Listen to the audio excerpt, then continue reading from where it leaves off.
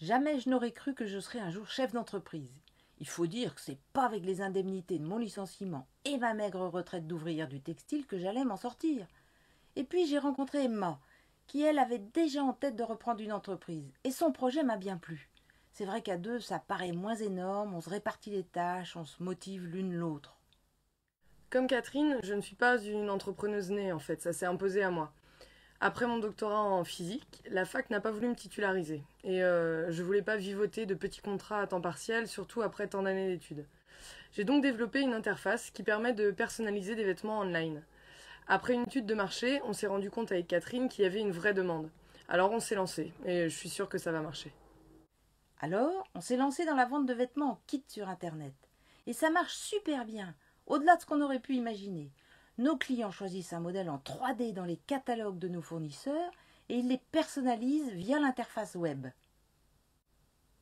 On s'est aperçu que les tailles n'étaient pas adaptées. Alors on a ouvert une section sur mesure. Il suffit de se rendre au magasin d'essai pour y choisir les tissus et les formes, de prendre ses mesures, et vous êtes livré en moins de 3 jours. Pas mal, non? Il faut être honnête, on a bien galéré au début. Mais en fin de compte, ça me plaît beaucoup. J'apprends plein de choses tous les jours.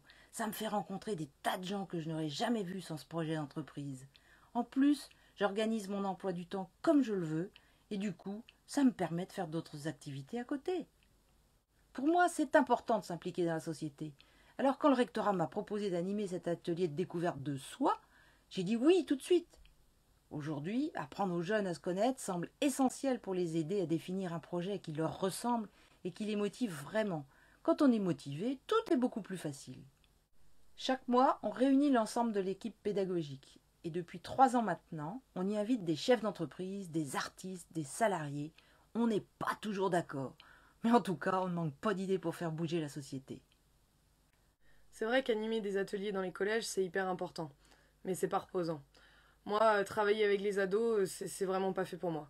Je préfère le maraîchage. C'est génial contre le stress et puis surtout ça nourrit.